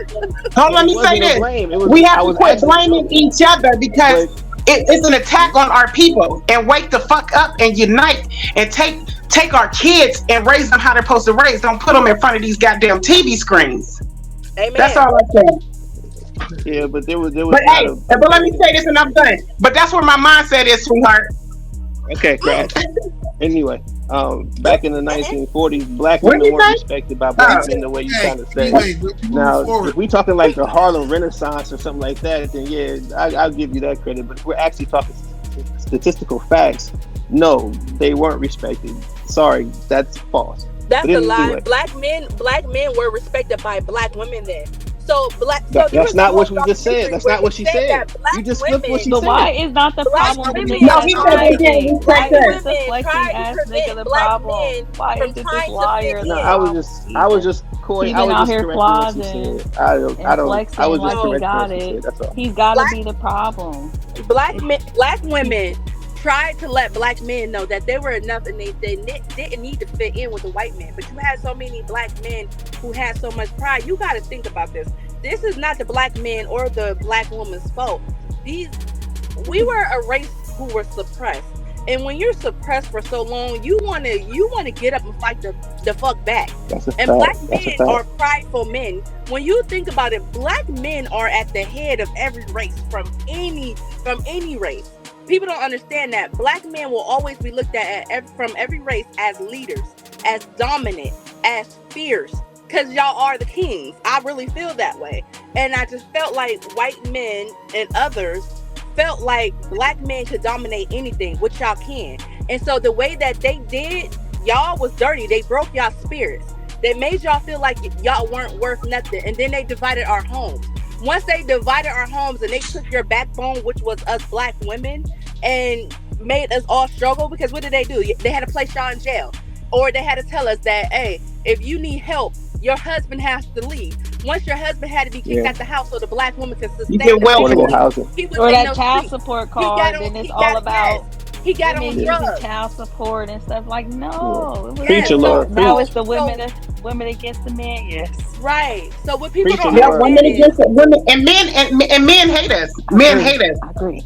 especially people I that don't speak think up like that me I that don't hate think Laura, me. they can you hate finish us. your point? I Laura, can you I finish your think point? they don't understand us. I don't think that they hate us. Look, I think that they look, don't he hate understand. me. They don't understand that we feel their pain, and I don't think that black men and black women know how to reconnect. I think black women, we want our black men to just see us and only want to be with us because they don't understand that we will give them anything. And for me, when I see others dating outside their race, I get protective, because I know when some shit hit the flow and we need to get out there and march, I know it's gonna be nothing but black women out there standing for our black men. But then I know at the Right. same time we are not gonna feel Wait, wait, wait, appreciated wait, wait, or wait, wait, respected by wait, those wait. black men. You had me all the way, and I'm not saying this because I'm in an interracial thing. It has nothing to do with that. And I went to a lot of. It has nothing to do with that. I swear, I'm being unbiased about it within that aspect, because me and her, we have different cultural issues I don't like him. and things that we speak on. The thing is this, and what a lot of our people have to understand is that we keep thinking when we was doing all these marches and everything else, it was only black people out there. And we still think that but a lot of these people obviously don't go to these marches and go to these protests. When I went to Black Lives Matter marches and when I went to a lot of other things, it's not that many as it is black women. And they can go to the marches, they can try to imitate, but they will not go through the same struggles. They will not go through the same pain. They will not stand and cry the way that we cry. Lord, that's a different thing for someone supporting the struggle. No, I'm not sitting there saying that they are trying to think. That's two whole different things. I'm not trying to bash anyone who dates outside their race. I'm for that.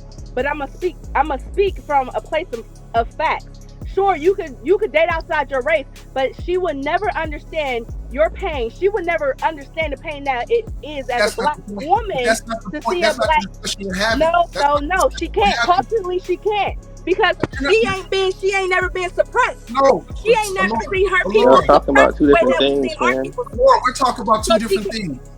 We're talking about two different things. The same things, Jamar. No, Lord, what I'm saying to you is that, Lord, I've never said that mine. I already said, but already put out there that me and her already have cultural things as clashes and moments and stuff like that she just will never understand. What I said to you was that, and I didn't even use her as an example. What I said to you was that I've gone to rallies, to protests, to Black Lives Matter ones. I've gone to NCAA ones. I've gone to other different things that have gone up and been about ever since the beginning, even the existence of the NAACP itself. There were white people, men and women, especially a lot of women, there in the fight, trying to help minorities get their black people, especially, get their rights and helping fight along for it. That has been since the thing. Go look it up. Actually, some of the helping found it of the NAACP was not just white people. If you've been to any of these Black Lives Matter things, the sad part about it is, I will give you credit on this. If it wasn't a black woman leading it, it was a woman of another race, a Hispanic woman or a white woman or somebody else leading a lot of these Black Lives Matter marches and all these other different things like that. And I've seen it. So that's, forget the stats.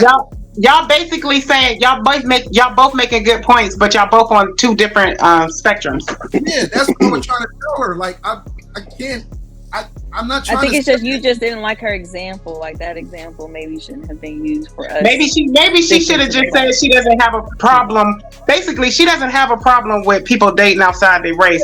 She has a problem when you She has a problem when you compare a woman to a black woman, and she's basically saying that woman will never know the struggle. You know what I'm saying? But, and you're saying that white people, there are many white people that helped a lot of laws for us get fixed. You know what I'm saying? So y'all were making good points. Y'all both had excellent points, but you know, because I wasn't challenging. Like everybody knows, like I don't know what a Jewish person felt like. Damn sure don't know what a Jewish person felt like. And I'll be ignorant as hell to sit there and someone who survived the Holocaust to tell them that my pain is more than theirs. Everybody wants to feel that their pain is more than the next person. I can never do that. Like I know, and I'm not ignorant to the fact that, let me add it back to it. I'm not ignorant to the fact that my Hispanic woman will never understand, Mexican woman will never understand what I go through or completely as a black man. Even though she has children and the world looks at her children like they're black, she still will never understand our struggle. Like our kids, they sit there, they want to say the N-word, and she tried to tell them they can't say nigga. I'm like, you don't have the right to tell. I'll be an asshole. I'm like, you don't have the right to tell them that they can or can't say that. You're not black. And being an asshole, but at the same time, there's some thing behind it. So I could never compare, and I'm not about to compare. That would be ignorant and behoove me. So what you're saying is thing. But if she Mexican shit, she might understand the struggle because they hate it on just as much as we are.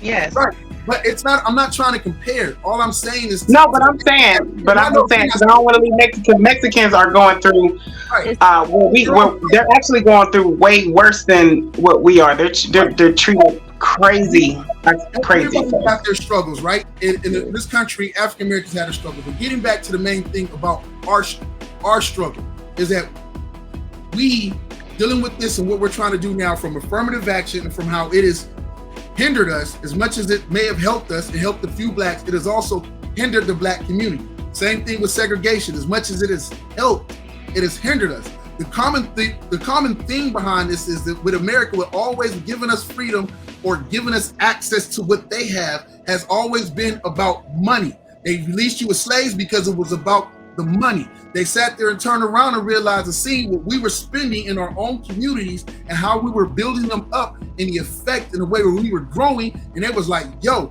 let's get money. When they brought a crack to the community, it was so they could sit there and take them proceeds to go fund a war and take care of other things they do. It's always about money. They care more money about and power. Money and power. Money and power. Hey, when it comes to crack and shit, that Snowfall shit is right on the money. Snowfall is on the fucking money. That show. If you don't watch it, go watch it. What were they doing? What? So they can do what? Get the money and so they can fund the other little things that they had going on. And we were used as props. This country is always thinking, back to what y'all were talking about with men and women. We have to understand with the bigger picture, when we left off talking about women, and never no disrespect to anybody whatsoever, but the reality of it is Black women aren't the only ones struggling to deal with the fact of men. Hey, and I'm not attacking you, Lord, on a fact. Yeah, can I say something when you're done, and then I'm done? Yeah, so attacking women. No, I don't feel like you. I don't feel like you attacking me. Listen, no. I'm saying like it's I was like, I know one thing. I got is some thick skin. I'm thick all around, baby. I don't take nothing personal. But this is my thing, though, Jamar. And I feel what you're saying because you feel like you have to defend your space and you love her. I'm not trying to, bash you. I'm not trying to bash you. But this is the one thing that I want our people to stop doing. If I'm telling you that the reason why black men and Black women are so separated is because you always have a Black person, Black male, saying no, but this woman, other women go through this too. But that's just like you saying with the Jews. They go through this stuff. Now you can't compare what you're going through with them too. So what I'm saying is give us time to address our issues with each other. Instead he said, oh, well, this group goes through this too. Because we don't need to compare. I don't need to compare. Our feelings are valid.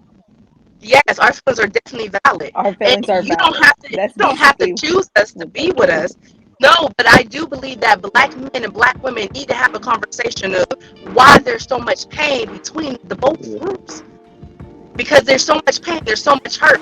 If we can heal that without bringing in outsiders, then I think we can get past that. I don't want to come off as if I'm shitting on biracial relationships. Let me not say that.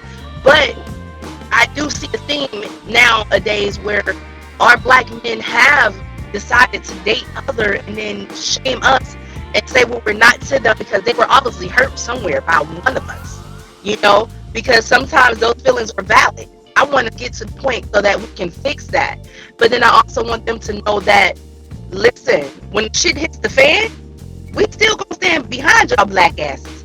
Because truth be told, Black women love Black men. I love men. Black men. Stand next to, not behind. Stand right beside. I'm a stand but behind. I say, that's but my man. I stay behind too because my man Paul. I want to be right there to catch him. I know I want to apologize because I was talking about like not Black women. I meant women. When you outside. Okay, I like that one. Yeah. No, that's what I said. But it just the way y'all reacted, I was like, oh wow. But I said women. I didn't like say hey, the Black. I didn't do that. But I do want to clarify that. And plus, I was joking anyway. So I wasn't trying to like go left with all that. So that's why I just said women. Like y'all the reason. I was a joke. I was trying to come across as being serious. And it has nothing to do with like me trying to protect her or whatever it is. And I wasn't. What you're saying is valid feelings to have. And that's why when I tried to speak, I didn't try to speak and try to make it about protecting her because I got what you were saying. What I was saying is that we have to remember through this struggle, there have been other people that have tried to help.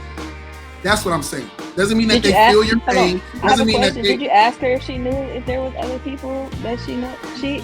She never said that she didn't know it was other people out here trying to help. That's invalidating her feelings though, because she knows other people out there helping, and she knows other women. I never women out there helping. It's just Black women are less protected. Like how you just stood up and came haul for her. Like let's just be another podcast, and we talk about a Black lady who was married to a white man who coming up. Who saying Sequoia fought for y'all and help y'all get whatever y'all got going on to make sure that your feelings are valid. Isn't often. Your feelings are valid, but women are fighting so hard to be heard. Sometimes Y'all don't like to listen to us when we express our feelings or express what we're saying. So when I started off, just like what happened earlier, you heard the part of it that you was waiting for to hear or you didn't want to hear, and you didn't listen to the whole context of the issue. I never said her feelings was invalid. I never said that my I know you ain't said, but you said your whole point is that they've been out here fighting with us. Nobody said I'm they saying wasn't out here racist. fighting. I said racist, period. No, And I said, they're talking about two different things. That's why it's a class. that's why we're talking Yeah, about. I would say make the class. But Yeah, so I was like, what is? I'm not challenging her or woman's like you feelings. just didn't agree with the opinion. No, there's like, nothing. I mean, not the opinion, but the example. Like, oh, they ain't came from no trees with us. I know that much. But they ain't nah, take like, no hits. at the end of the day, like it's gonna be validating whatever the argument is. If you gotta bring another race in it while I'm trying to tell you my feelings, you gotta bring somebody else in it while I'm trying to tell you my feelings, then you're invalidating my feelings. Like, you have to listen and let me talk. Like, that's factual, but that doesn't fit the discussion that was being had. No, I told you earlier, Jamar, you be always doing this. Y'all were talking about two different things. Great points, but she's on another level and you're on another level, and y'all trying to make it go like this, and it's not going to go. Like, you're not understanding what she's trying to say, but we understand you. No, I never said I don't understand what she's trying to say. I never said that. All I said was that's true. She did make a statement, and all I did was sit there say that with our movement in time in history, there have been other races, and there wasn't nothing about black men dating interracial. Wait, let me finish. We got what you're saying. But you're not listening to what she's saying. We heard what both of y'all said. I'm not challenging what she said except for the woman. No, I know. But we got what you said, and we got what she said. And y'all saying two different things, but we understand what you're talking about. White people, other people help the race, and she's talking about you can't compare it to the race. But y'all on two different subjects, and that's what you're not understanding. So what we're gonna do is we're gonna agree to disagree on y'all subjects and drop it. If not, we're gonna keep going around in this big circle, baby. Yeah, let's wrap it up. Wrap it up. So, you're not funny. You still my brother. No, it's not. It's just we're just on two different things, and I know it. And it's just like, but it's not an argument. I was just thing. It was just like, yo, like we're thing, and it was like you felt offended or you was on Raw for women. Oh no, I wasn't offended. I just wasn't about to let that fly. When Jamar on his shit, he on his shit. That's that. Sometimes you say very dangerous things. That was it. No, that's just like the gentleman Jeremiah. I said something that I think was partly incorrect, and he corrected me, and I was totally fine with that because knowledge is power. You don't learn and you don't fix things if you can't be corrected. You know, like when he told me, I had to take that knowledge. Like, the lady up there, she thought she missaid something, and she told him, "Oh no, feel free to correct me if I'm wrong." You know, I think that's where you got to get on sometime, my brother, because sometimes you be like, "No, I'm just right." Let it go. Let it LRG. Let it go. I know, man. I got to get back into the thing. I just was saying, like, we weren't arguing about, because I can't be arguing. I know she's talking about something totally different. That was it. Like, it wasn't an argument because it was. Man, we're gonna lose Ishmael, man. He gonna hang up. I just know it. Best reception. You got his camera ain't. We love you. Not once. He got the best reception right now. It's that car, bro. Man, you know I love my sisters. Right, you know what I'm saying? Hey, Sequoia, you have a beautiful name. I forgot the name. My cousin just named her baby Sequoia. I forgot the name. It's like a royalty name, like on some real shit. It's like an Indian chief or something like that. The Inca tribe. That's what I think of when I hear your name. Yeah, I got my cousin. She looked it up. There's a lot of Indian in my family, and yes, you hit it right on the nail. But it's a very powerful name. So if it's ghetto, tell them kiss your ass. Right. Still ain't getting in college. I usually do.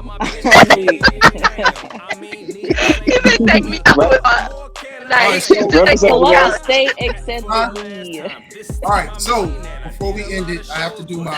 Okay, AAA listeners, it's time for Black V to present Don't Hashtag This. I repeat, don't hashtag this. And now your co-host, Black V. Don't hashtag this for this episode is going to be don't hashtag Titanic trips. I know it's funny. I know it's going to make y'all laugh. And I seen the memes. This shit is wild. And yes, we seen the controller floating at the bottom of the ocean and it survived the explosion. It's not the controller's fault. We owe an apology to the game controller because it survived. It did not implode. But do not, because there's still people who are grieving, and I know we're all guilty of laughing about this shit, but there's still people who are out there grieving who paid $250,000, their family member paid $250,000 to go see the Titanic on a little ass submarine that our black asses can't afford and would not do. And if we can I get one joke we from you probably now? go out and do the things we talk about flashy jewelry, buy nice cars, a couple Cadillacs, instead of going on a goddamn submarine that's about as big as a damn what's them damn propane tanks in the back of people. Yeah. This lady said for $250,000, I got something off the foot, man. Again. I mean, but the U.S. government got more than $250,000, and we ain't got not a piece of the damn boat. So what made them think they gonna go down there and see the whole damn boat? I need to be their next tour guide. I'm gonna get them together. Man. Let me find out. $250,000. I know they're at the gates of heaven looking at their tour guide like, you know what, Jesus, go ahead and send them straight to hell right now. And you opening the gates for him too, man? Everybody that was $1.2 million on that submarine. Well, I'm sorry, $1 million on that submarine. Yes, because the pilot, the one guy who drove it owned it. So everybody else paid $250,000. It was 4 of them. So that was $1 million a trip for 4 to go down to the bottom of the ocean. May God rest their soul. But also, we have to be real with the situation and recognize the reality of it all is I'm not getting no carbon fiber or whatever the hell. You guys go on adventures that other people have been on before. Look it up.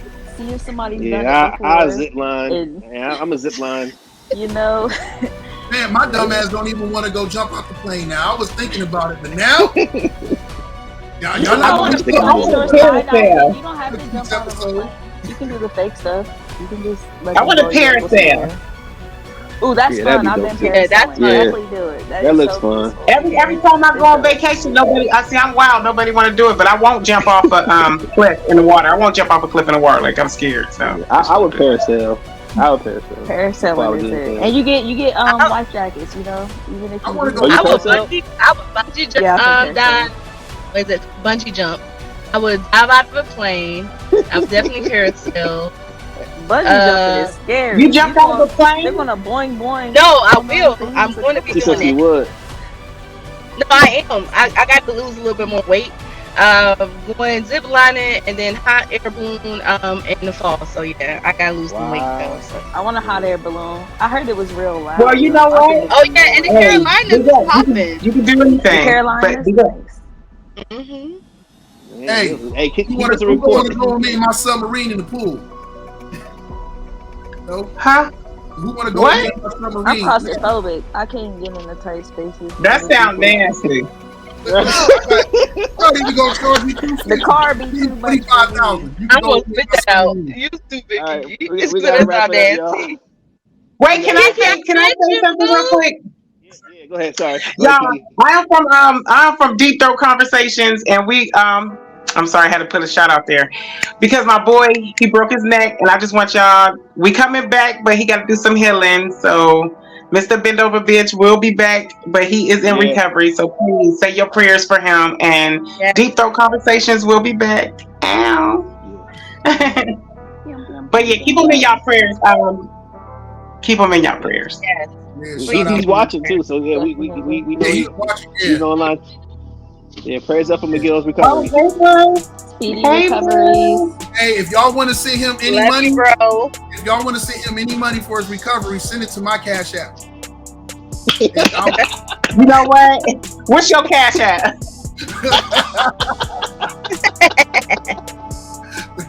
I'm done. He'll get it. Hey, yo, we should all plan the trip. We should all plan the trip and go out to surprise him and go see him. Go check up on him. Yeah, he is in Madison, Wisconsin. Wisconsin. Oh wow. Okay. Wow. I'm gonna go see him with them damn cheese hands. At least there ain't no Steeler fans over there. Right. And then go on some explorations. All right, yo. I'm Black V. That's my co-host. I want to thank our special guests. I want to thank Sequoia. I want to thank Alora, who all this time I never knew her name from, but now I know I'm hip to you. Boy, that's my name. I'm a nerd, man. I know all that shit. Oh, you was the one who gave it away. Oh, dang. Yeah. I'm sorry. Yeah, okay, all right, a fellow nerd. So I like you. I like you. Only nerds get it, though. But I want to thank everybody, the producer, the man who pays all the bills, because I ain't got no money. I got kids and they in college, one in college and the other one, my damn nerds. But I want to thank all y'all. God bless you, all the people watching. Kiki. Also, shout out to Yellow Bands. Go ahead, get well. Shout out Ciel. Shout out Morgie. Shout out Nikki, who just had her birthday. She was out there taking pictures, and was she in Jamaica? Ooh, shout out to you. I think so. Yeah. Nikki in Jamaica kicking it. She was in Jamaica kicking it. I should have called her job and said that girl. Get you a great podcast out there in Jamaica. She international, national. Yeah. Shout out to Annie. Showing it off. If I don't shout out Annie, y'all know I'll probably be dead by tomorrow. So shout out. Right. She told me somewhere like that. She'll come on this motherfucker. You already know. I'm surprised she didn't. Oh, she didn't? Yeah, I'm surprised she didn't. God bless all y'all. Yeah, God bless all y'all. We out. Thank you for joining us. This has been a Truth Entertainment Films presentation of the AAA Podcast with your hosts, Jamar B.V. Harris and Ishmael Kitchen.